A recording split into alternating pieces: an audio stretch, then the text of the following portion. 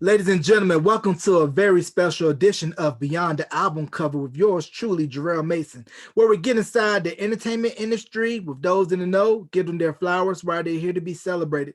So with me on this very special episode, I have a dear friend of mine outside of the entertainment industry.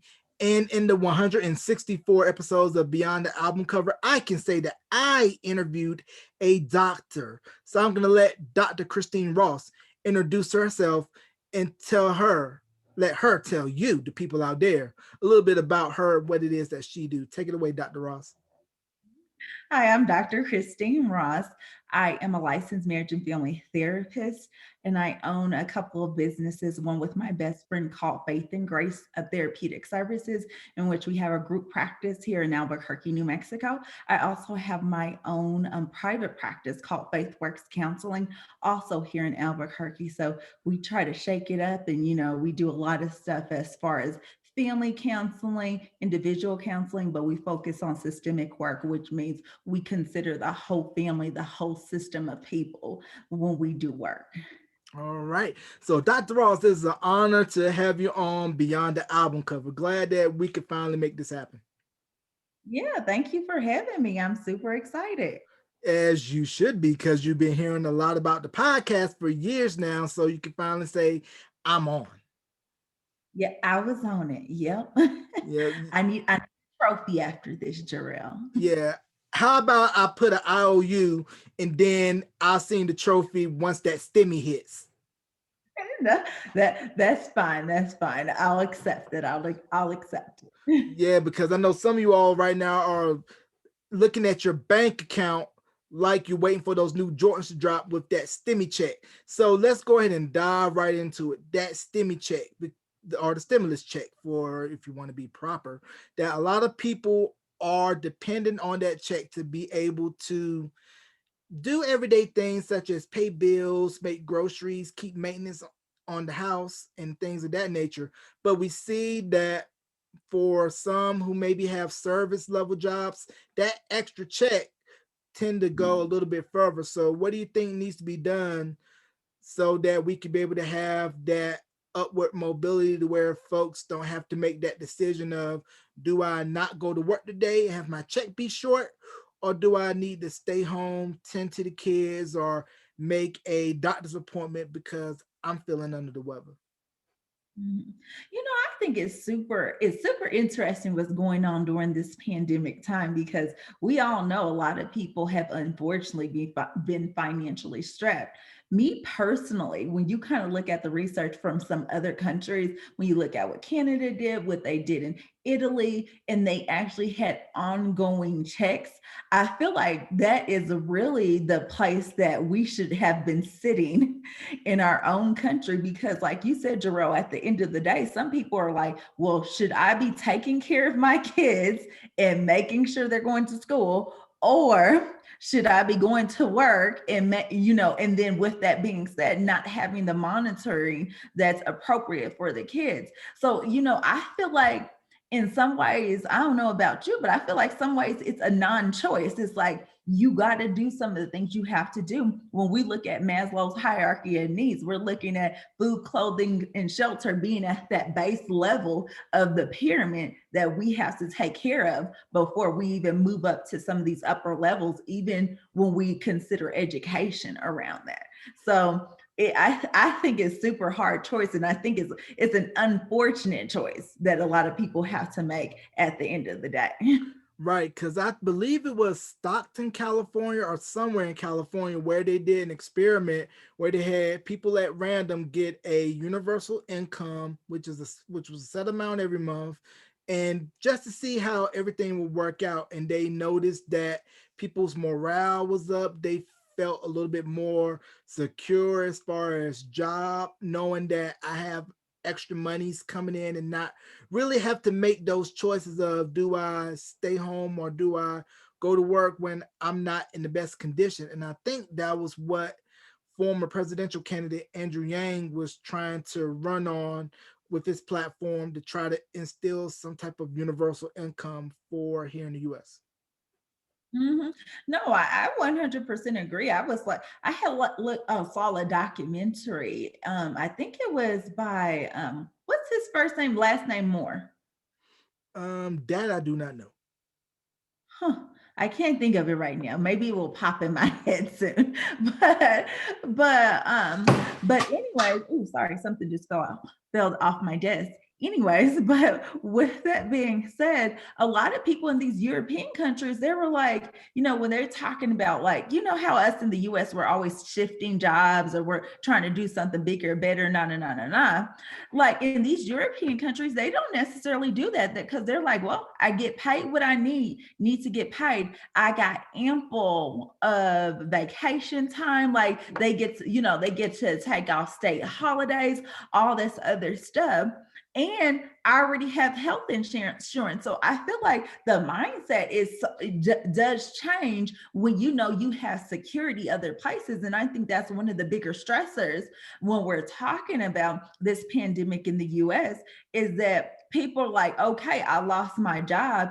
And yes, I can get unemployment, but do I qualify to get on Medicaid in order to in order to take care of myself? Added to that, some of the people who did get COVID-19 are having, even though they were giving you free tests to see if you had it, they weren't giving anyone free treatment for the people who got it. So then we're looking at, you might have lost your job, so you don't have regular income coming in. Now you may be in the hospital or not in the hospital, but you might still have some long-term impacts from COVID, some of the hardening of the lungs. I had a friend whose dad actually had to get brain surgery due to having COVID-19. So it's like, it's all these um compounding factors that end up impacting people as a whole. So I think, I it's interesting to watch. It's interesting the policies we put in place. But I think at the grand scheme of things, when we're kind of looking at capitalism as a whole, and I'm not totally against capitalism, but I can say there can be some tweaks to it because at the end of the day, what we do is put money over people. Right, profits over people, because like how you stated in European countries, probably Canada as well, that they go all out for their workers, where we're going to take care of you. We're going to have everything that you need to be successful, not only as a worker, but as a person. And when you do that, your retention rate is higher because nobody wants to leave. Exactly. It's higher, people are happier. There is so much research around this. I have no idea why our country has not grabbed hold of it because it's like, you and we even focus on this on our own agency that we want to take care of our people because if we take care of them, then they produce good work. And especially in the counseling field, we want good counselors who are taking care of themselves, engaging in self-care, and then providing good services for people. Right. And the one thing that I find interesting with some jobs, it depends on management, because you may have a lead when you're doing your all staff, and they would go around and ask everybody one by one, how are you doing? What's new Mhm. in your life? How are you taking care of yourself, of your kids? And when you have a leader like that, that tends to make you want to do more and stay longer, because they know that they care about you at the end of the day, and they could care less about you hitting your daily numbers or whatever other benchmarks you got to meet. hmm Exactly. I'm 100% with you on that. It's like when you actually care for the people, then people are going to be amazed how productivity increases, how workplace satisfaction increases. They're going to be amazed all the stuff that spirals from that as a whole. And I think we need to do some shifts in our country to get more towards that. Because I think, with that being said, connecting it wholly back to the pandemic, if we were taking care of people, then some of the stressors would not be existent. We wouldn't be concerned about the health care. We wouldn't be concerned about the money because our country would be here taking care of us and we would be taking care of our country. I mean, even when we kind of look at student loan debt and stuff like that, we're one of the only industrialized countries that sit there and let our students come out with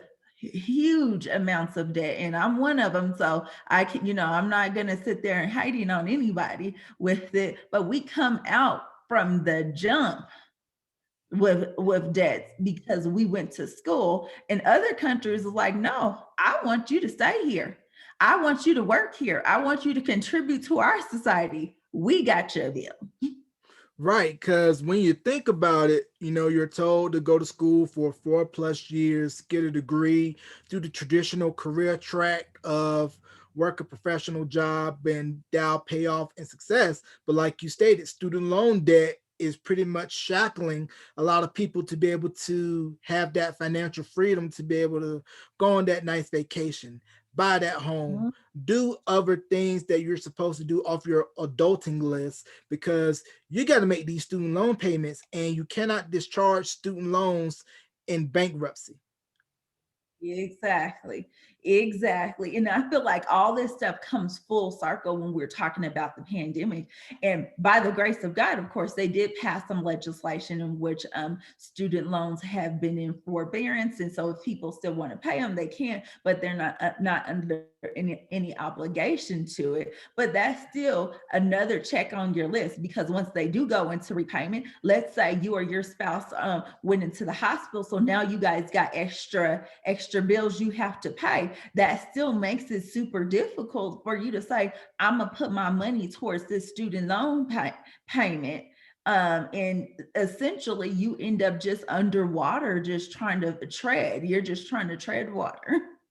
Right. And you mentioned about the medical care system and about how you could be one unfortunate accident or illness away from being in the hole. And we've seen stories about families having medical bills in the six figures and having to do GoFundMe's to try to get funding to pay for expenses, which should not be the case. Yeah, I mean, it's ridiculous when you really think about it. It's like, huh? Like, and that's one of the arguments within our society is healthcare right. And I'm a huge proponent that healthcare is a right. I do not want your sick butt near me. I don't care if you're citizen or immigrant here. Like, please, like, let's get some healthcare going for everybody so that people, and even when we talk about the spread of COVID-19, you remember, I'm sure, at the beginning of this and all the factory workers and things like that over here spreading it throughout the factory, but they didn't really have the choice to not go to work because it's, again, choose feed my family or take off, don't get paid, and don't pay your bills. Right. And knowing that those factory jobs, you're all crammed in like a can of sardines. And we know some of those jobs, they're very anti-union, because what we're seeing right now with the fulfillment center, I believe in Bessemer, Alabama for Amazon, they're trying to unionize, and there's been a lot of blowback from corporate for them trying to unionize. And I think unions should be allowed to be formed at jobs without any fear of reprisal or repercussion. And if you remember the movie Norma Ray with Sally Field when she was working at a textile mill and trying to get them to unionize, that was actually based off Crystal Sutton, who was from my hometown of Runner Rapids, North Carolina. And my grandfather actually worked at that particular JP Stevens textile mill as a machine operator. Mhm. Well, and then to that point, what's the documentary that the Obamas had came out with? Is was it American Factory? I believe so. That that had that same concept there. So it's like we're talking about some stuff back in the day, but we're also talking about crap that's happening just right now under our noses. And to sit there and as a professional, I can say because I have had I've been blessed to be able to get an education, all this other stuff, that I'm not in some of those kind of intense fields that are, hugely labor intensive or anything like that. And I say in a way I've been blessed. I mean, that's just not the job for me. I know a lot of people who do great in those jobs and they need that physical physical labor in it. However, once those kinds of jobs like GE and in Detroit and stuff like that break up, then you have people who had all these high salaries, but because our country didn't think at all to say, instead of just saying, you get out of here, we're going to send this factory to China, to Brazil, wherever they send the factories, they could say, hey, let's go ahead and give you guys some free training. What would it look like if we said, we're going to teach you how to do some other jobs, so that it's not you just trying to figure it out, especially after people have been working in that field for 10, 15, 20 years. And then they're just left to their own devices. Right, because if you remember, prior to NATO, which is the North American I think agreement, or I forgot what that was for, but that was the law that was enacted by, I believe, President Clinton, where a lot of the jobs like textiles, GE, whatever, what have you, they would get shipped off overseas because you could do the same labor for cheap. Because when those jobs were booming, you could easily walk into that job with just a high school degree, work it for 20, 30 years, be able to buy a house, be able to send kids to college, and really be able to live good and have that American dream that we've been told about. But since the erosion of those jobs, automation, and various other factors, we are seeing the steady decline of that, with a lot of urban cities being boarded up, shuttered, and people some struggling to find work. Exactly. And I feel like a lot of people, when we look at an actual systemic view of everything, we have to see how everything connects. So when we see these jobs, we see poverty occurring because they've lost these jobs, them struggling to make their rents or mortgages. With that, we're also seeing increases in poverty, which also increases crime. So a lot of people don't like that huge connection, to see that connection that, especially here in Albuquerque, they've been talking about, okay, Albuquerque is getting, dangerous and all this other stuff. I'm from a bigger city, so I don't really feel like it's that dangerous, but I definitely can see their sentiment there. However, let's look at what's the education in New Mexico. Our main insurance here in New Mexico is Medicaid. It's nothing wrong with that. But with that being said, how can we get these incomes higher so that people aren't just struggling to make the bare minimum, but how can we make it so that people are actually thriving within our country and within our communities, which again helps with crime. It helps with even innovation within our communities in our country. So it's this all encompassing concept. Right. And you mentioned you're from a bigger city originally. So how did you end up in Albuquerque, New Mexico, and explain your journey to getting your doctorate from UNM? So and I've been here since in Albuquerque, New Mexico since 99. I'm from Kansas City, Missouri. So I was born and raised there. So shout out to my KC people.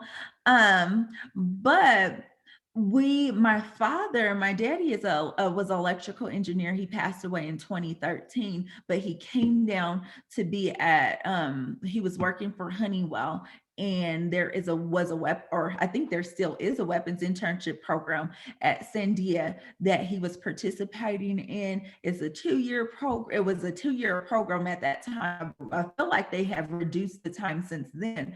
And then because I'm the baby in my family, then they stayed here to get me out of high school. My brother was already a senior and my sister was a junior when we got here. So after that, I actually went to TBI, which is now CNM, for a couple of years before I went to New Mexico State to get my bachelor's degree in family and child science. Of course, it was more convoluted than that because we know several of us end up changing degrees several times before you actually stick with it. So mine was just by the grace of God. He was like, this is what you're going to do. I was like, I can't say I was like, okay. I was like, are you sure, Lord? And then I still tried some other stuff that I hated. And then I did what I was supposed to do. Then I entered at New Mexico State University. I did family and child science. And then I went to marriage and family therapy, which is still within family and consumer sciences in the Ag College at New Mexico State. After that, I didn't think I was going to get no PhD. I had no plans getting a PhD. I remember was with now one of my best friends walking on the treadmill. She was like, "Yeah, I want to be a professor," and no, no, no, no, no, no. I was like, "Girl, you better than me." I'm not trying to do none of that. And then we both ended up at UNM doing our PhDs in family studies. So I finished my doc in 2017. And honestly, it's just like one of those just blessed roads that you end up down in general, because I'm like, every time the Lord tells me to do something, I'm like, well, why am I doing this? And I'm like, okay, if this is what I'm supposed to do, this is what I'm supposed to do.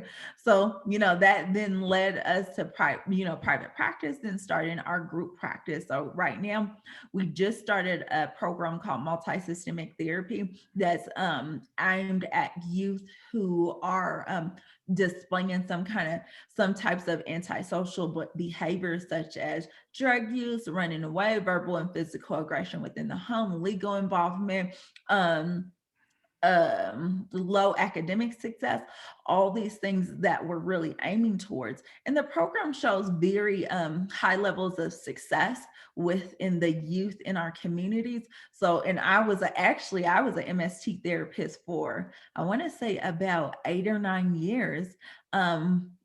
Here in Albuquerque. So, that's kind of my road to where I am. Where I'm going, only the Lord knows. Right. And what's the MST therapist for those that don't know? So MST therapist is within that the whole realm of multi-systemic therapy. It is a intensive in-home program. So we work with families up to 7 days a week. We do at least 2 to 3 sessions a week. We do regular check-ins, and it's really working on reducing behaviors to help these kiddos to be successful. Unfortunately, in the state of New Mexico, it's only funded by Medicaid.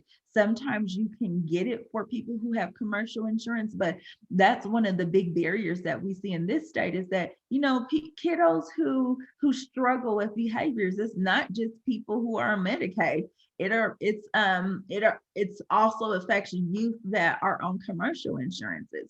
So MST therapists have a lot of work they have to do. They are basically 24/7 workers. And I say that in quotes, 24/7, because at the end of the day, our job is still to set up the plan so that even when we're not in the home, they have safety plans and de-escalation plans and monitoring plans in place in order for the parent to feel that that they can have some success within their home. It is a parent-led program that is geared towards youth that are about 12 to 17 years old. Okay. And typically, how long does it take from start to finish a PhD program? It all depends on the program you're in. So I started mine. I want to say we were in it for like 7 years. Cause yeah, it was 7 years. It was from 2010 to 2017. But I will say, for the most part, your coursework is it's usually pretty short. It's not, so I think we finished our coursework in like 2 or 3 years. The rest of the time is just getting research going. It is getting your participants, it's getting actually dissertating is the remainder of the time. Right. So if you're planning on doing a PhD, get your research game, get your writing game, get your speaking game up, because that's what you're primarily going to be doing. And if you thought that they take testing seriously at undergraduate, PhD, if you don't pass, you cannot go forward with the program. So they don't play no games. Mhm. That is no joke. And honestly, a lot of it too is just having to balance working with egos in academia.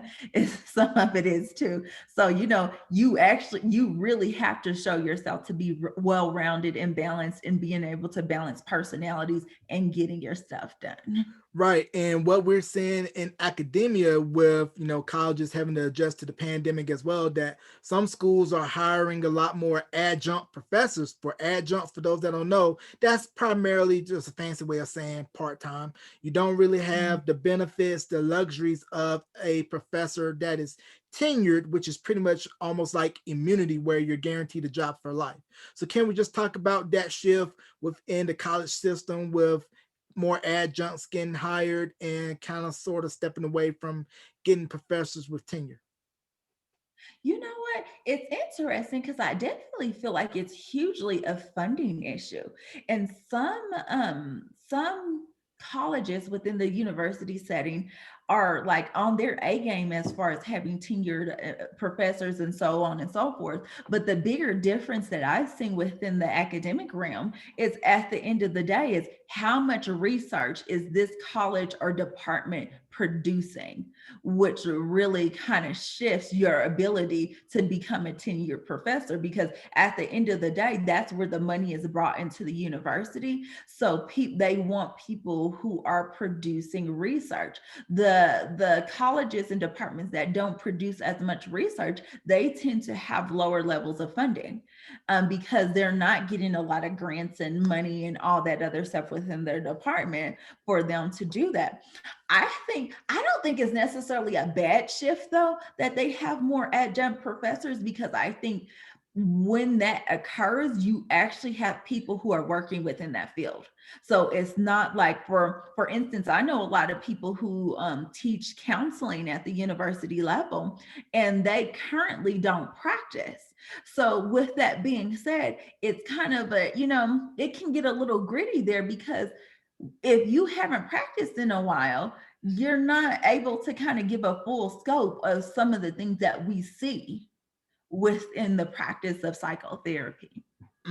And the shift from the academic professor side to the student side, we're seeing now a recent phenomenon of incoming students taking what is known as a gap year, where you apply to a school and then you have the option of either signing your intent to start the following fall, or they'll hold your spot for you to take a year to do what you need to do before making that leap to college life. Now, when you and I were applying in college, a gap year was unheard of, where you would probably just wait to apply the following year or whenever you're ready to go to school, as opposed to applying when everybody else in your class will be applying and then taking a year off and starting the following year. So, what makes you think has led to that trend of students taking a gap year before they enter college? I feel like a lot of students don't know what the heck they want to do. So even like when I said on my journey, even becoming, getting my doc, I'm like, at first, and I know the field I was supposed to be going into, but I noticed family studies and psychology are two different things. But to sit there and have kids to just hop out of being from their parents' house and then have to decide 100% this is what I want to do with my life. At the end of the day, especially for us that didn't have parents to pay for our full college, it's like that's a lot of investment you're making for something you really not necessarily sure of that you want to do. Does that make sense? Yes, yes, that makes totally sense, because unless you're prepared mentally, emotionally, spiritually, in all phases, then that first month or two of being away from home can be a real hard thing to get through. Because I known a lot of friends that ended up transferring or ended up taking a leave because it's a big deal to be away from home for the first time. Mhm. Especially when you have strong family systems and family support around you. Like, even though I went to the junior college for 2 years and I only moved 3 hours away, it was still rough for me to be going, and I was like at my parents' house to see my mama and daddy, as well as my brother and sister, probably every weekend, if not every other weekend. Being there. So I think it's a shift. And I think to that point, in this generation of helicopter parents, some kids, like I was still prepped. I just missed my family and I ended up adjusting and I left New Mexico states. But some parents are hovering so much over their kids that their kids actually do not have the skill to leave the house. Like, as your kids get older, ideally you have to give them more freedoms while they're under your covering. So then about time they're ready to launch out of the house, whether it's they boomerang or fully launch out the house, that that you gave them what they needed in order to be successful. Like we can't predict for everything, but to the best of our ability, did we give them the skill to be successful? So I think that's a stressor, when you have these hovering parents, and so kids leave out the house and they over here acting a fool because they're like, look, ain't nobody telling me when I gotta be home. Nobody's telling me that I need to do homework or this, that, and the other. So it's important that we prepare for that structure. But I think the bigger thing is, I don't feel like kids need to go to college right after out of high school if they are not ready to do that. Like I do feel like we should allow more openness to say, like, see what actually you want to do. Sometimes you can discover that in college, but that's an expensive price tag to discover it there. Right, because what I would do is say, hey, you want to go to a 4-year school, right? But here's what we're going to do to try to save some money. Go to a junior college for 2 years, take all your basics, save all that money, then you can transfer into a 4-year with sophomore credits. So that way they'll shave a couple of $1,000 off the total bill. Mm-hmm. Yep, I'm a huge advocate for that. And because to your point, I actually, in a lot of ways, like community college is better. I feel like the atmosphere is not as stress inducing as it can be at the university level. The class sizes are more similar to what you see in high school, and they have there's a more variety of types of people there. There's a lot of non-traditional students there, which means there's a lot of students there that is like, I'm here for business. Like, we're not getting into all this riffraff drama stuff. I'm here to go to school. And I feel like that's a good skill to learn when you're around a good variety of people when you're in college. Right, because if you look at a lot of the movements now with charter schools and the early colleges on high school campuses where you have dual enrollment, where you can get your associates, your high school diploma, leave there with already sophomore credits. So that way, by the Mhm. time you get to a 4-year, you're out in 2 years. But I know for some kids, they are missing out on that good college experience. There's nothing like getting in that small dorm room for the first time, that excitement of knowing who your roommate's gonna be, meeting your some of your lifelong friends. Maybe you may run into your sweetheart there. College is just a time where you get to learn who you are and figure yourself out. Hmm. Well, and I think to what you're saying, I think a lot of people have to keep in mind that the human brain doesn't finish developing until they're 25 years old. So when you think about that in a realistic manner, like, is it okay that we're making that decision at 18 when your brain's not even fully finished cooking yet? So I totally agree, but there is so many experiences. I never had the dorm life experience, but I did live in the student apartments when I moved to Las Cruces. But I feel like most of my best friends that I'm not related to, I met them in college. Um, and I know, even I was looking at some the news. This was probably a couple of years ago. Yeah, I think it was a couple of years ago. But they were saying a lot of the kids today are looking more into trades then they're looking into actually 4-year education, because with these trades you can be out, maybe if you want to do a CDL, I think that's like a month, that you can do that. You pay good money, that's a needed field. You can become a mechanic in short periods of time. So we're looking at a lot less money, but we still see a lot of things around the same earning potential as other jobs. Right, because So I yeah, because I believe in some so countries they have a academic career track and a vocational track, and then you have specialized trade schools, let's say for trucking, for nursing, business, whatever, what have you. So by the time you're out of high school, you can go to work as soon as possible because you have all your credentials or bona Exactly. fides. Well, and I think to that point, giving people even the ability to be like, it's okay that you don't know what you want to do right away. It's okay if you want to be a beautician, hairdresser, mechanic, all this other stuff. Because I tell people all the time, like I feel like some people turn their nose down at some jobs, like, oh, you work for the sanitation department, like, fool. If the sanitation department did not exist, guess who would be emptying their own trash cans? We would be the sanitation department.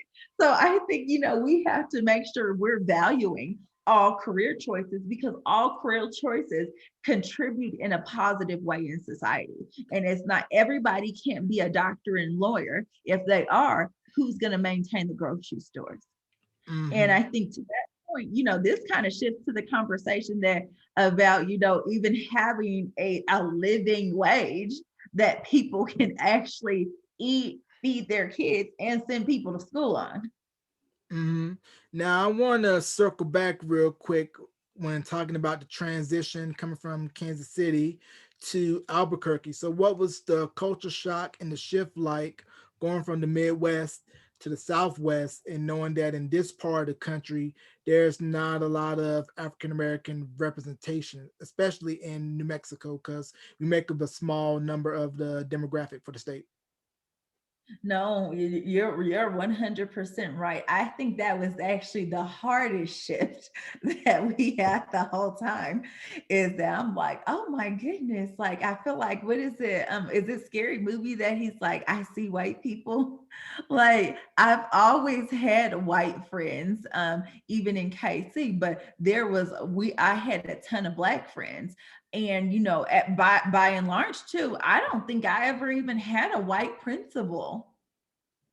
Yeah, I don't think I ever had a white principal when I lived in Missouri. I think all my principals were black. And even though I was in Grandview, which is a suburb of KC, we had Mayor Cleve in KC, who's a black mayor. He's in the Senate, I believe, right now. So it was a huge shift to be like, oh, you know what? There's a lot of people here that don't understand white culture, and there's a lot of covert racism that goes on here that you're like, huh, like this is super interesting because I meet a lot of people here in New Mexico talking about, oh, there's no racism in New Mexico. And I'm like, I don't know with whom you're referring to, there's no racism against, but I can clearly say there are a ton of racism between blacks within this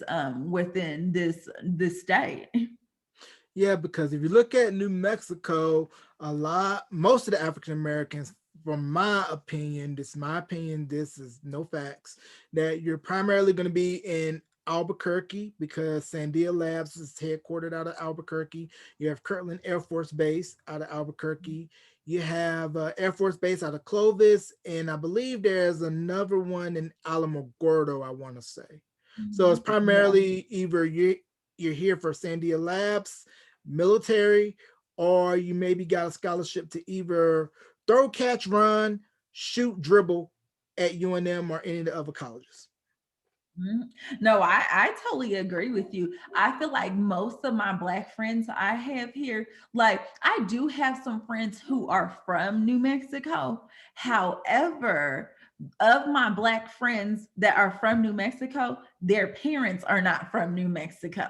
Like I have, their parents might be from New York, Mississippi, whatever it might be. So I think it's 100% important that we look at how we got here, but also trying to band together more as a community. Like, of course, we do the nod here, and honestly, this is around the country that especially when you're in corporate America, or and you're working and it's in predominantly white communities, you got to acknowledge when you see a black person, like basically out of respect, I know the struggle, like I see you kind Mhm. of thing.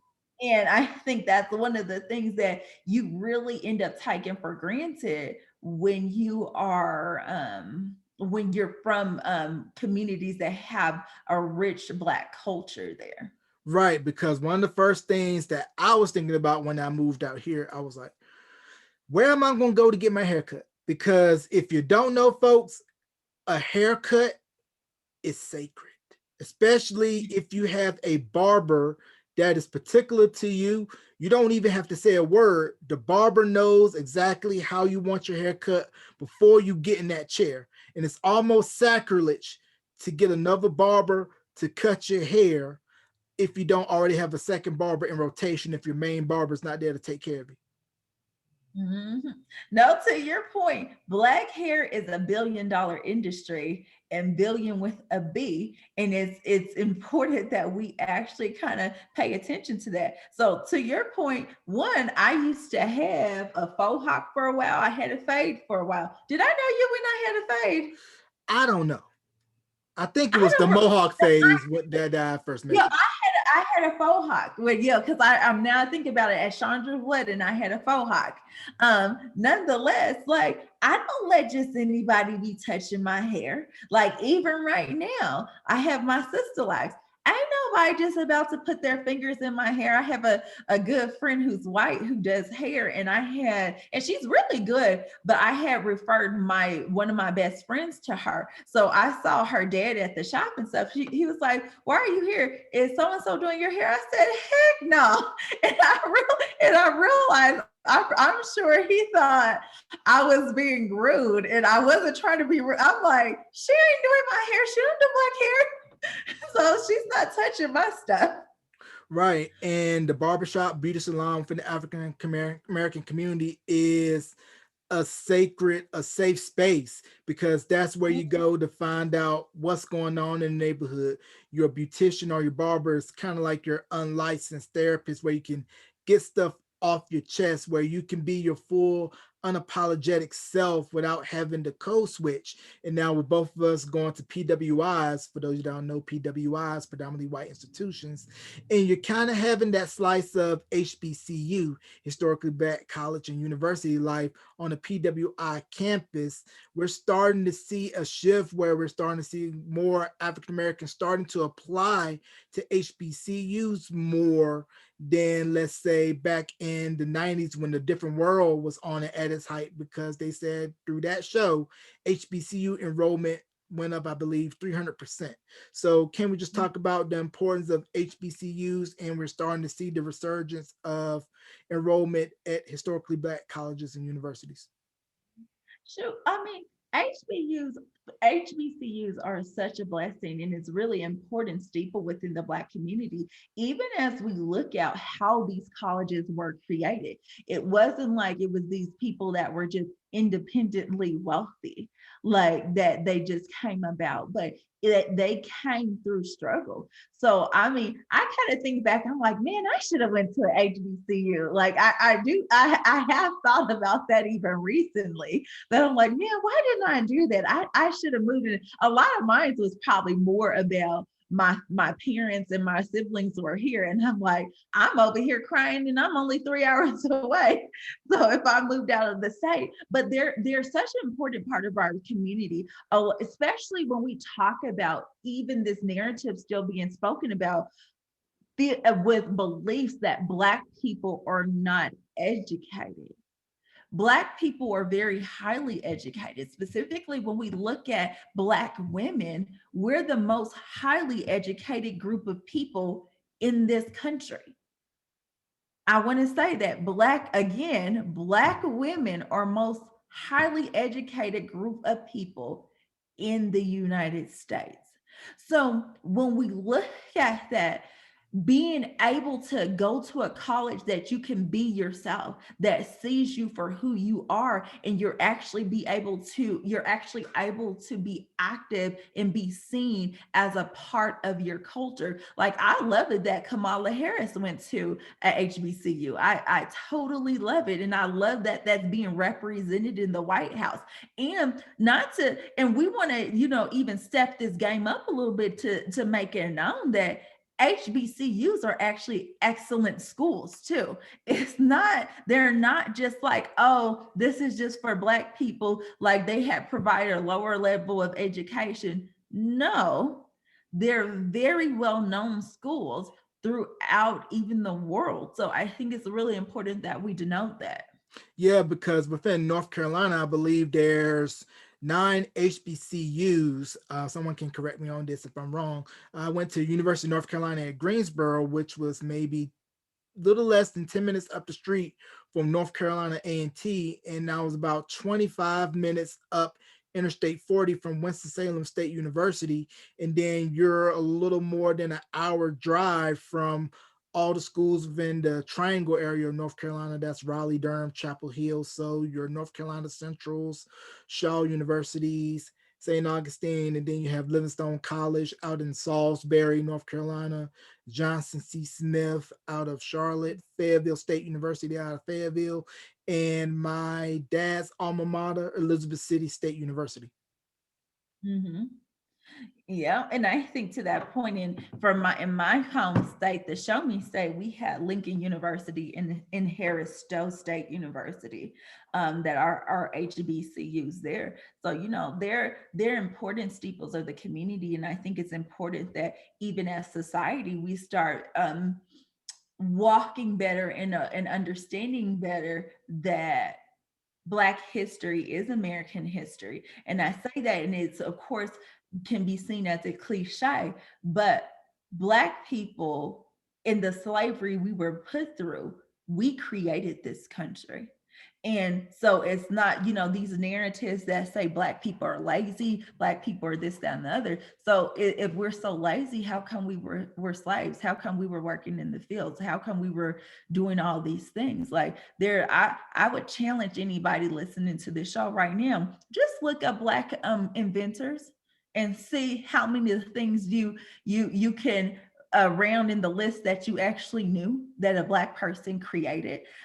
So I think we have to see our history as all encompassing, and that's the good with the bad at the end of the day. Right. And I got to mention Bennett in Greensboro. Shout out to all my lovely ladies that are Bennett Bell alum. And we mentioned Howard University, VP Kamala Harris, an alumnus of Howard. So shout out to all my folks who are Bisons, just anybody that are alums of HBCUs, because if I had a do-over, if I could go to school out of state, I probably would have wanted to attend Morehouse out of Atlanta. And Atlanta has been the blueprint for showing upward mobility, financial, economic success, self-empowerment for different sectors of the African American community, because you just see Black excellence everywhere, Black wealth everywhere. It's real life Wakanda, as we say. Mhm. Yep. I 100% agree with you on that one, Jarrell. Like, and I love Atlanta. My nephew lives there. And the whole foster side of the of my nephew's family lives there. And like you said, it is a city of Black excellence. And there's Black excellence throughout our country. But I feel like if we could say a true metropolis of Black excellence, I would name Atlanta Yep. as that. Yep. Atlanta, the city that gave us CNN, Coca-Cola, TBS, TNT, lemon pepper wings, so good that guys were leaving the NBA bubble for, and they gave us the great thing that was once known in the 90s as Freaknik. Freak me. I love how you just a wealth of knowledge, Jarrell, because I'm like, every time I talk to you, I know I learned something different. That I didn't hear about the whole NBA leaving their bubble to get some lemon pepper chicken. Yeah, Lou Williams infamously left the bubble to go to I'm going to say it nicely, a gentleman's establishment. And you know what I mean by gentleman's establishment. They serve food at the gentleman's establishment. They're known for their lemon pepper wet wings. And he got him some lemon pepper wet wings. And apparently the NBA said, no, you're doing more than just getting lemon pepper wet wings at this establishment. And like I said, the wings were so good that he literally risked it all for Yeah, he get a lemon pepper. fine for it. I think he got a fine plus a suspension. Oh my good. I've never had lemon pepper wet wings. I've had lemon pepper wings, but I haven't had any lemon pepper wet wings. Lemon pepper wet wings is primarily known to Atlanta. So next time you go back to the A Town, you got to go to JR Crickets. They're known for their lemon pepper wet wings, very well famous, but you can get them pretty much anywhere in and around Atlanta. And I'm assuming that's not a gentleman's establishment. No, no, no, no, no, no, no, no, no. It's just this particular gentleman's establishment is known for their lemon pepper wet wings. Because some people down in Atlanta go to gentleman establishments, just like how some of your Fortune 500 leaders would go to Augusta National at Augusta to do a tea time. Mhm. No, I get what you're saying. Like at the end of the day, they're legitimate establishments, and you know that realistically, you know whatever you think about some of the gentlemen establishments, they have provided some income for communities and wealth for communities. So I can't hate on it. I can't hate on it at all. Yeah, don't hate on the gentleman establishments. Only went there once before I got this on my finger. So just to put that out there as a disclaimer. And yeah, I definitely got to put that out there. But that's another story for another day. So is there a difference between Kansas City culture and St. Louis culture? Because when we look at Missouri, the show me state, we tend to think of Columbia, Missouri with University of Missouri, of course, Kansas City with the Chiefs, the Royals, everything that came out of St. Louis with the Cardinals, formerly the Rams, and then, of course, Nelly putting St. Louis on the map. Yeah. St. Louis and KC are very different. And at the end of the day, I have family in both. My mom's from St. Louis, and my mom and my sister live there right now. And then my daddy is from Kansas City. So like the cultures are totally different. Even our accents are totally different from KC to St. Louis. And of course, those are the biggest metropolises in Missouri. So everything else in Missouri is just pretty much small towns, college towns, different things like that. But even like St. Louis, if you go to St. Louis, you need to get some Chinese food, period. That's when I go there, that's usually on my hit list. I have two things on my hit list. It would be White Castles and Chinese food. And my new place is Unan Chop Suey that I go to. I think it's on, is it on West Florissant? No, I don't think it's on West Florissant. I don't remember which street it's on. But then KC, we're the barbecue capital, and we're the city of fountains. So our plaza area is super nice, super beautiful, and we have some of the best barbecue in the I country. I disagree. don't I disagree. whatever. We're not going to have a conversation about this, Jarrell, We are going to because have a you're conversation about this right now. North Carolina barbecue, better than Kansas City, better than Texas, better than Memphis. Don't at the me. devil's lie.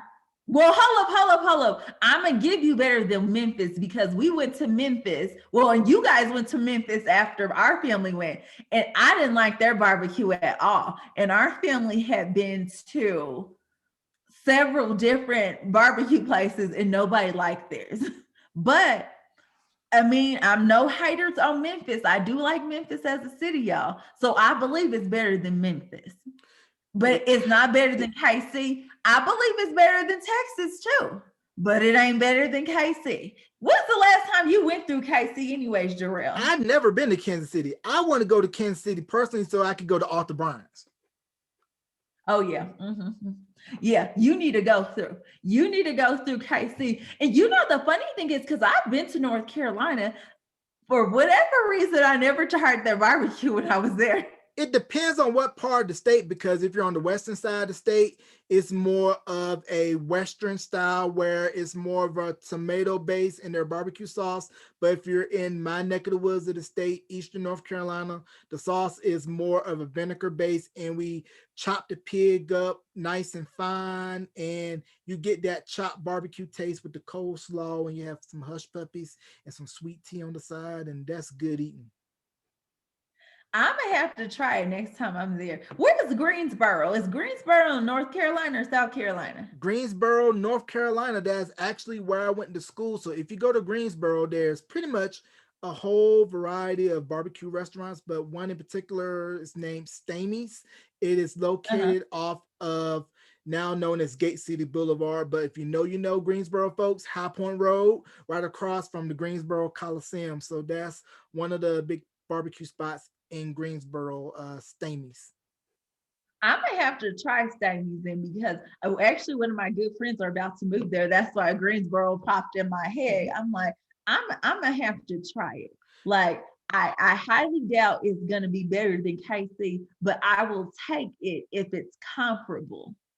Yeah, you have Stephanie's, a good soul food spot in Greensboro, and then you're also close to Winston-Salem and High Point, and there are good restaurants in those areas as well.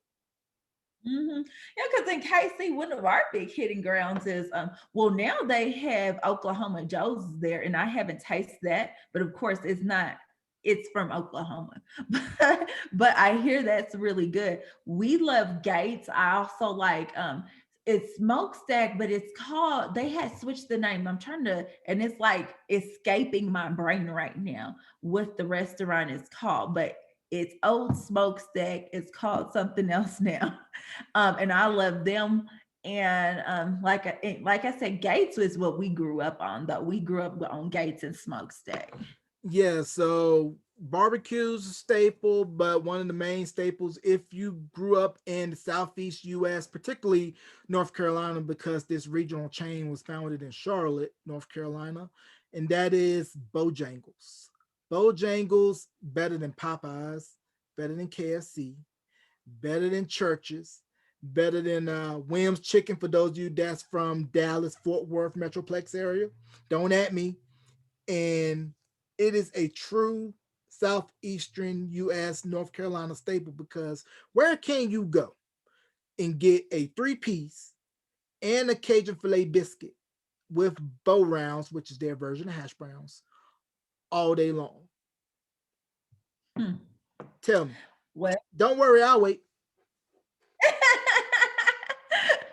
well, the thing about it is, when I travel, it's all about the food where I go. I want to go to the outlet mall and I want to eat something.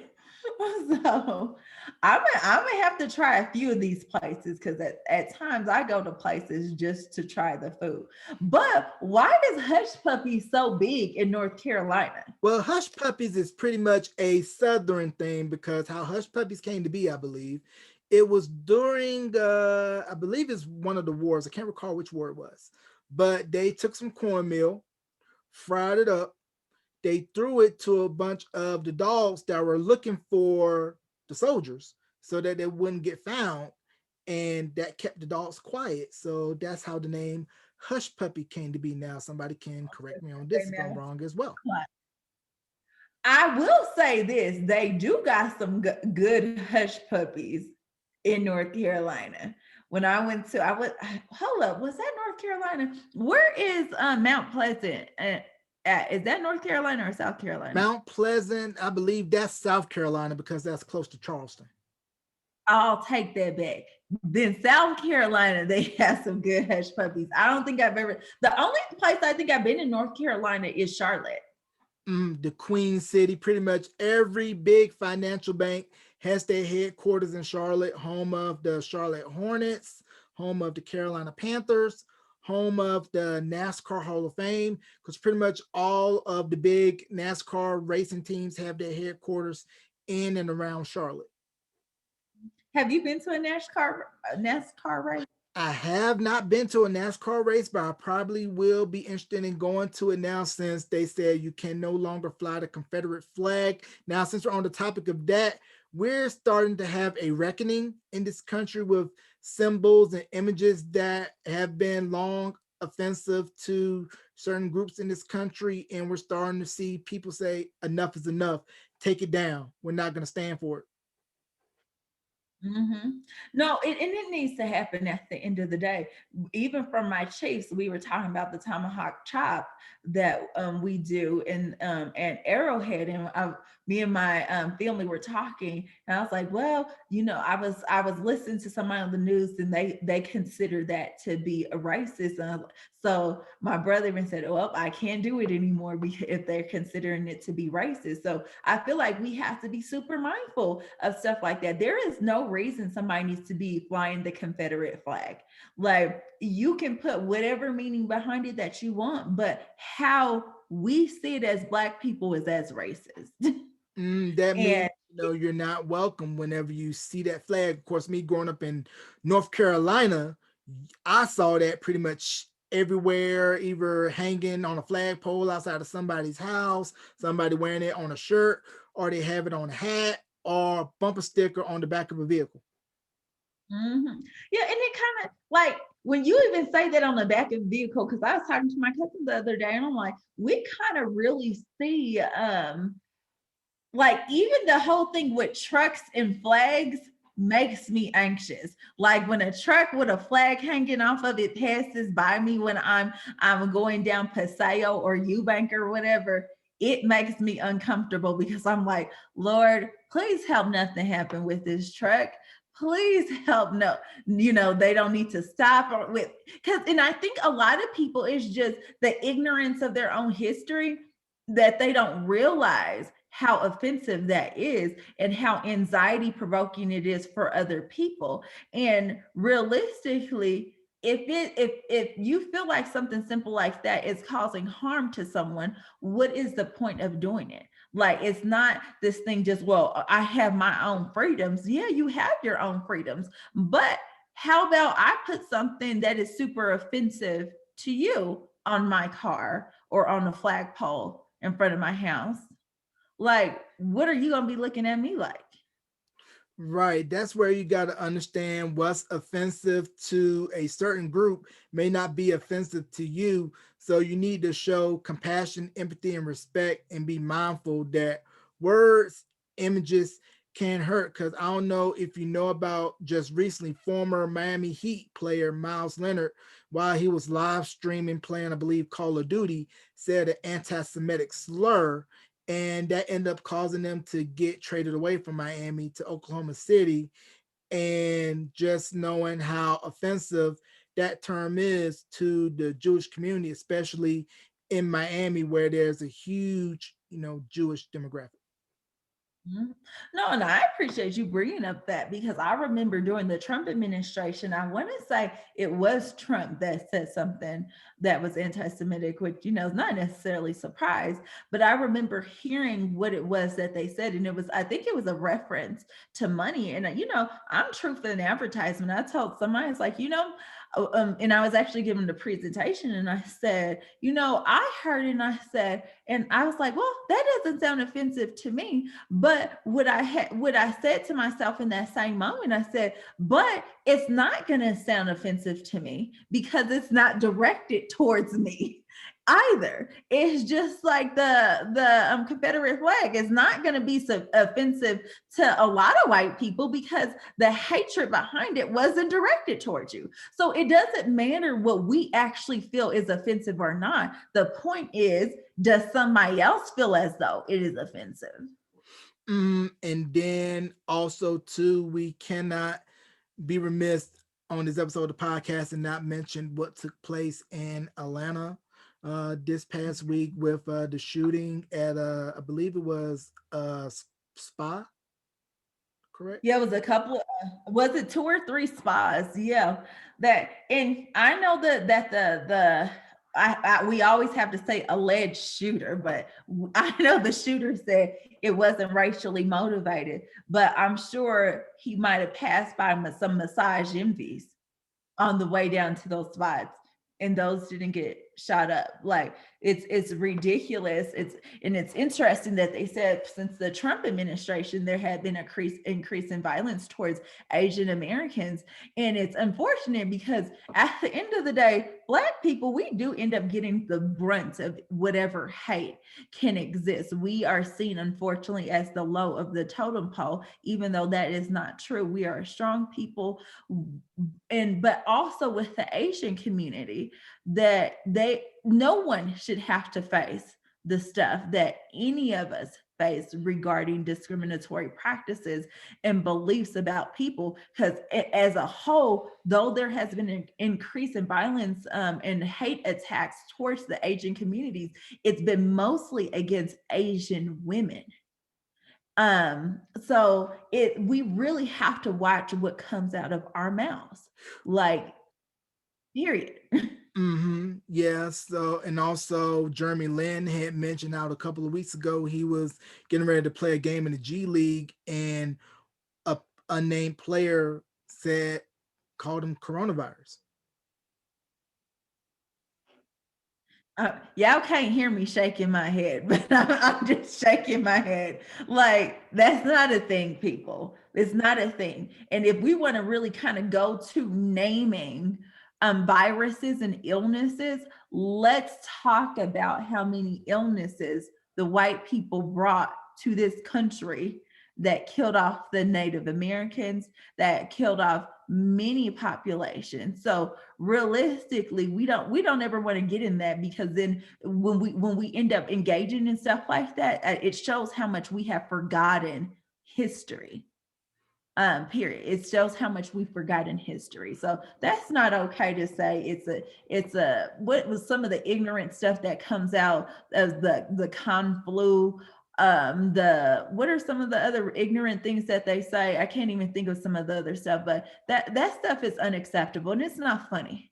Right. It is no laughing matter. Hate, we do not condone, no matter if you're black, white, native, Hispanic. Hate is wrong all the way around. And let's talk about the underrepresentation of the Native American community, because as we know, because of the pressure from grassroots groups, corporate, and people telling the Washington football team, say, hey, you need to change your name because it's offensive to natives. And then the Atlanta Braves, for years, they used to have a mascot named Chief Nakahoma, and how that's offensive to natives. And then some schools that had Native American names and imagery, they had to change that and get rid of a real live person dressing up in native garb and doing the war chants and wearing feathers, which in the Native American culture, for those of you that don't know,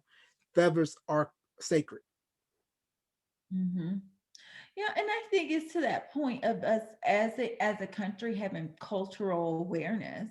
A lot of people want to say the US, we're this melting pot. We're not a melting pot. We're more of a tossed salad. We have different ethnic groups all over, different languages. The US does not have what is it? We don't have a language that is for the country. So people can speak any way that they choose. So within the Native American culture, and I feel like I've learned a way more about Native American culture specifically here in New Mexico than I ever knew in Missouri. And I know you guys have a lot of a big res in Farmington. Do you feel like, Jarrell, for you moving here, you kind of got more insight as to those cultural differences? Yeah, I felt like I did, growing up small town, southern US, you didn't really have a lot of exposure to diversity. It's pretty much black, white, you maybe have a couple of Hispanics sprinkled in, but no big Hispanic population, definitely no Native American. The only natives that were around my hometown area was only a state recognized tribe, the Halawasa Pony tribe. But moving out to New Mexico, especially in the northeast part of the state, in the Four Corners area, San Juan, McKinley County, you see a lot more of the day-to-day aspects, with natives, primarily the Navajo tribe up here, and how when you go onto the reservation, it pretty much looks and feels as if, man, more definitely needs to be done for economic empowerment, upward mobility, and to have them be able to have a seat at the table or representation to say, hey, we're here. We need to have our issues talked about too. It's like, we don't want to, we're not a footnote. Mm-hmm. No, I 100% agree with you. Me and one of my best friends and the co-owner of Faith and Grace, Dr. Martin Clayer, we were discussing that, we do want to look at getting more services within the reservations here in New Mexico. But what we talked about, but I would prefer to have native clinicians in order to do that, because at the end of the day, I can learn textbook of the Navajo tribe, and each pueblo is still different, that I can't speak towards that as a whole. I can only speak towards the people that I know, but this doesn't it doesn't say that means the whole thing for the whole US, because I think a lot of people don't want to see the differences even within cultures, the interethnic differences. So I think it is important that there is a seat at the table. 100%, there needs to be more representation. Even when we this is the same thing that what we talk about when we look at Black culture, is that you can achieve when you see somebody like you achieving, period. So though we want to say that stuff doesn't matter, but we can say in white culture, they've seen a whole bunch of people achieving. There's no reason that white people would think they couldn't achieve if we would just look at how society operates.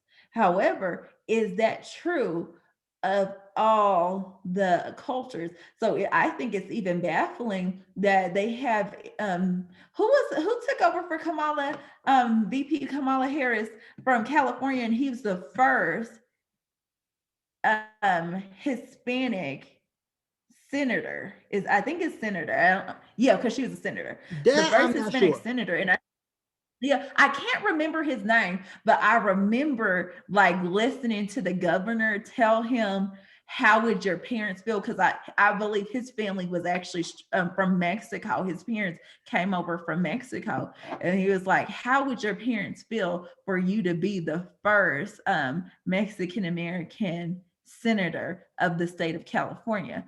Which is, with all the diversity in the state of California, why the heck is he the first senator of that ethnicity? I think that's a little ridiculous. Right. And also believe too that Deb Haaland just got confirmed to be on President Biden's cabinet, and that's very big. She was representative for this state of New Mexico and is a member of the Laguna tribe, the Laguna Pueblo that is west of Albuquerque. So if you ever visit Albuquerque, go to Route 66 Casino out that way. That's Laguna Pueblo territory. Yep, she was just confirmed as the secretary of the Interior. So I think, like you said, it's such an amazing accomplishment. I loved when she was sworn in. It was her and one other person. I can't remember the other lady's name, but they wore their native garb there, and I'm like, I totally love this. I totally love that representation, and them even being bombastic and that, and saying, y'all gonna see me. You're gonna Right. see what my culture. You're gonna see who I am. Right. And speaking of culture, if you come out this way, you got to try some fry bread. Now, fry bread can be a little bit tricky depending on where you go and who makes it, just like any other food that's particular to a certain culture. It got to be a certain texture, it got to look a certain way, but if you get the right person that makes it, and you have, some would call it Navajo tacos up in this part of New Mexico, and in other parts of the state they will call it Indian tacos, but other than that, it is good eating. So the shift in coming from Midwest to Southwest, we don't really realize how food is pretty much almost a physical form of a cultural exchange. Mm-hmm. No, I love that wording, Jarrell. I totally love that wording. It is a physical form of a cultural exchange because I think here in New Mexico, like there's so many foods that I would not have tried if I did not live here. Like I absolutely love New Mexican food. I love Navajo tacos. Like there's so many things that you can learn about people's culture through their food. And I think at the end of the day, as in minority cultures, that's how we share who we are, is through our food. Hmm. So I always, it's always around the table in minority cultures that we're like, everybody's preparing their stuff. Auntie so and so does this best, so and so does this other thing best. So, and it's a way that we go into community with one another. Right. And that's how stories of family history gets told. Because if you think about the kitchen and how grandma, mama, auntie, daughter, granddaughter, all these generations of women and men too, if they were in the kitchen, get stories passed down to them from the elder.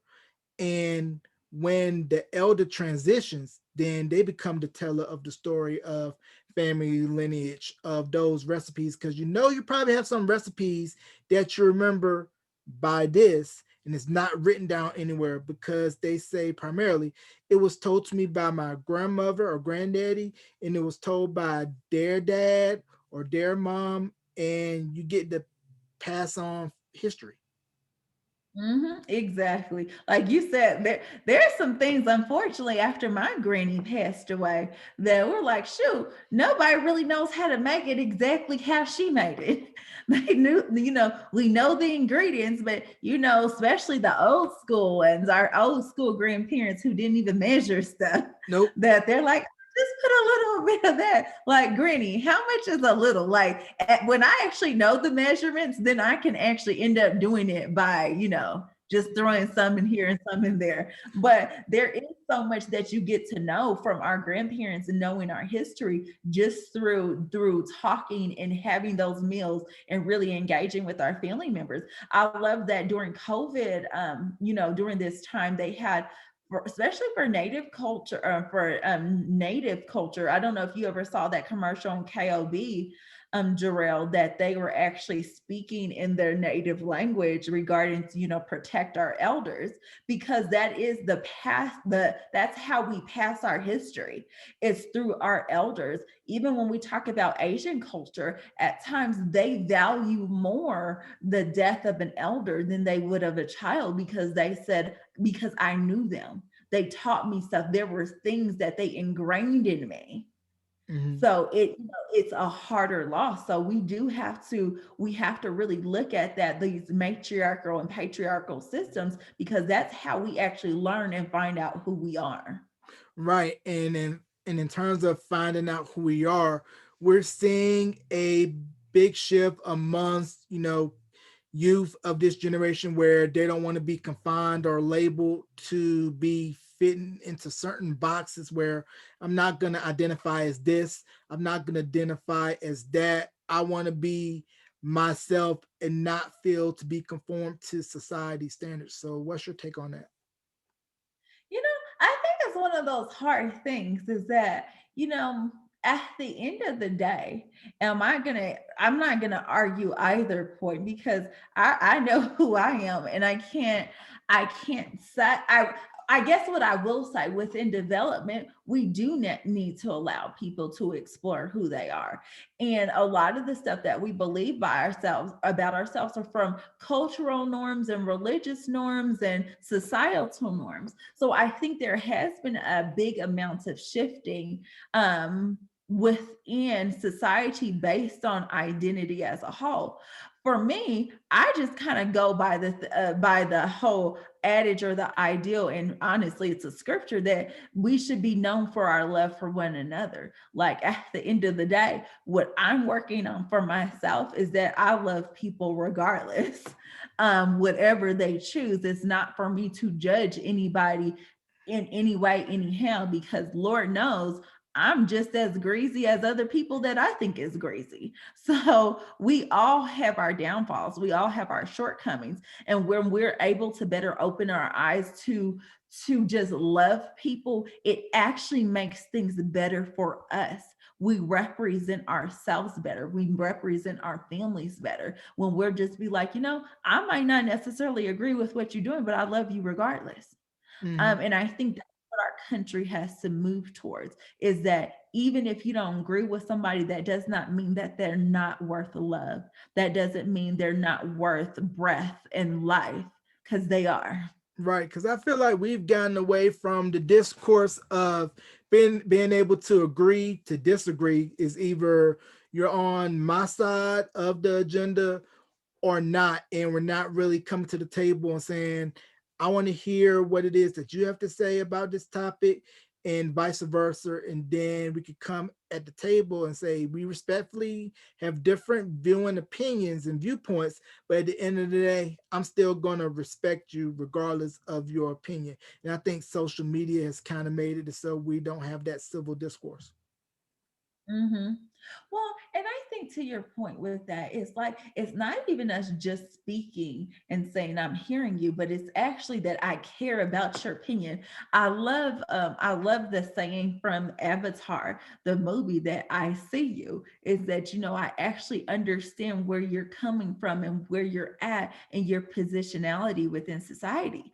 So I think we have to be open-minded towards it. And open-minded doesn't mean you have to agree. I tell people all the time, like, what, even when we talk about parenting as a whole, there's going to be 100 million things that our kids do that we're like, what the heck is wrong with you, child? But at the end of the day, they have to explore their world just like we had the opportunity to explore ours. So it doesn't mean it's without love, and we can still do things within love when all these things occur. But I think it's super hard because everybody wants to be right. I feel like we're a country at times that lacks humility. It can't be we just having a conversation. It has to be someone's right and someone's wrong. And as I tell my families that I work with, especially when they're in relationship with one another, when they're married or in a partnership, I'm like, if one of you guys wins, then everybody loses, period. If one of you wins, everyone loses, because it's not about who's right or wrong. It's about what is best for all. Mhm. And I want to circle back real quick about the whole food thing, because we mentioned how food is community, but we know that some of those foods are not necessarily the healthiest, made with the healthiest ingredients, and then that cause long-term health issues. And we're starting to see a shift where people are focusing more about health and fitness and saying, I still want to get that soul food flavor, but modify it to have it be beneficial to me health wise with products that are vegan. I want to make sure this is grass fed. So, what do you feel about that whole movement of people embracing, you know, taking more seriously health and what they're putting into their bodies as far as food and drink is concerned? I'm a part of that movement. I think Jarrell, I'm allergic to life. I'm allergic to soy, wheat, corn, walnuts, oranges. So I'm allergic to life. But with that being said, I think we do have to be mindful of what we're putting in our bodies. Me and my sister have had conversations about this. Like, our family kind of grew up that how you season food is with seasoning salt, garlic, salt, and pepper. Like, that's you would season everything with. But now we realize, there's so many herbs and spices and all this stuff you can use that gives you those same flavors with less salt, because we all know we have this high blood pressure going on into our minority communities. I for one, I don't do very much frying of anything. Like, I literally fried chicken. I think this was like 2 weeks ago. I made some fried chicken because I've been doing the keto diet just because of my allergies. But I'm like, I haven't fried anything in, I'm sure, at least 10 years. I do not fry food. Like I'll like saute stuff or like do a shallow thing of oil or whatever, but I don't deep fry anything. So I think it's better for our communities, and it's making it so it's long lasting for our communities. I feel like heart disease is running rampant, high blood pressure is running rampant within our minority communities. We get all these gut diseases when I'm talking about within the stomach, intestines, all these things, and a lot of that stuff is based on what we're feeding our bodies in general. We need to work on reducing sugar and using more healthy sugars. I transitioned to using monk fruit. There's beet sugars you can use. There's so many different kind of sugars you can use that actually have more health benefits than just use white refined sugars. Then we have all these flours, all these carbs. There's some research out there that says some the sugars and carbs we consume actually feeds cancers. So what I feel like we have to end up experimenting with how we do things to say, can I get something just as good or similar that has more health benefits for me as a whole? And I think it's a really important part of culture and society. Right, and there's a good documentary out there that you should check out. Soulful Junkies, done by Byron Hurt, talks about the history of soul food and the evolution of how we can take what was scraps and make it healthy, make it more viable, economically affordable, and that folks don't have to go through food deserts, because when you go through areas where you don't have a Whole Food or a produce stand on every corner, you got your corner store, you got your McDonald's, you got your gas stations, and all that they serve is pretty much artificial sugars, fats, pretty much stuff that's not good for you. But if that's the only thing that you have in town, you have no choice. Exactly. No, and I totally agree. And I think our country at the end of the day, there in Europe and overseas, half the stuff that our country allows in our foods are not allowed in other countries. So, and honestly, I don't eat McDonald's. I don't support the McDonald's because of some of the stuff they have in their foods. Now, if I'm overseas, might I get it? Yeah, because they don't allow some of the stuff in the food that we have here. But, and I'm not saying their food tastes bad or whatever, but what I will say is we need to look at the correlations of health benefits in general. So I think it's super tough in general, because at the end of the day, what is healthy for us, like you were saying, we have in a lot of our cities, we have more corner stores than we have grocery stores. And there's nothing wrong with that. They're more accessible. However, why is an organic product more expensive than a non-organic product? So I remember I was going to a place here locally, and they have pretty much all organic foods there. And I go there because I do have so many allergies. And my friend, we were talking about it. I was like, man, the only thing that kills me about this place is they're so expensive. And she was like, well, but they're organic. And I'm like, that's how the Lord made food, organic. Like I shouldn't have to pay more for you to put poison in my food and say, it's gonna be cheap. It's gonna be cheap to eat it if I put this poison in your food, but it's gonna be more expensive if I just allow it to be how the Lord meant it to grow out the earth. Like it's kind of, when you really think about it, it's ridiculous. Hmm. And do you know the reason behind the split between St. Louis and East St. Louis in Illinois? No, I don't. I don't know anything about that. What you know about it, Jarrell? Only thing I know is that it's St. Louis, Missouri, and then there's East St. Louis, Illinois, and they're like a stone's throw away from each other. I was just curious about that. Now, I want to get your take on how athletes have been using their voices throughout this past year, whether it be with COVID, whether it be with the elections that just took place in November, and even further back with Kaepernick, Mahmoud Abdul Rauf, Craig Hodges, and we can go on and on about athletes using their platforms to stand up on issues and not being afraid of blowback. And then with the NCAA and how you have some players saying, no, we're not going to be just pawns for you guys. We want to be able to make money off our image and likeness and be able to capitalize on a system that has pretty much used us for free labor and expect us just to be happy and grateful off a scholarship and not receive any financial compensation for it.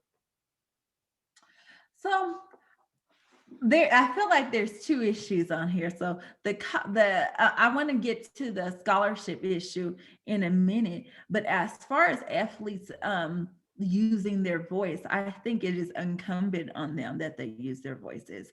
I think, though a lot of our sports are national pastimes, it allows people to have fun, relaxation, really engage in stuff that just kind of is good for your soul. But I think it's incumbent on them that they use their voices to empower their communities and can empower this world. At the end of the day, it's not a whole bunch of idiots just running around throwing balls and all this other stuff. They actually have other things going in their lives. They have families. They might be minorities. They have their own communities. They might, all these things going on. Like, I really feel like it's a necessity that stuff happens. Now, with college sports, I'm a little on the fence about that because I feel as though getting education in general and being a student athlete is just as important as the other. However, I understand the conundrum with these basketball coaches at these D1 schools and whatever. They are getting $500,000 a year, $1 million a year, whatever they end up getting.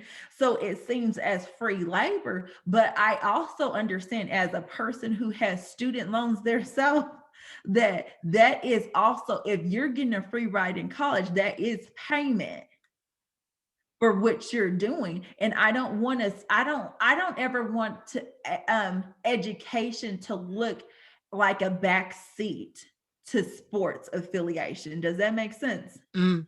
So I don't feel like anybody should be exploited, but to that point, if I played sports and if I could get a full ride scholarship for for my schooling, I'm like, shoot, sweet, then I could look at all these debts from these 3 degrees I have and not have to worry about it. However, I feel like when it comes to merchandising, I think something can be done about merchandising, that because I think that's a whole different realm when we're talking about somebody wearing your jersey with your name and your number on it. Like, could it be a good side hustle for student athletes to be able to make money off of merchandising?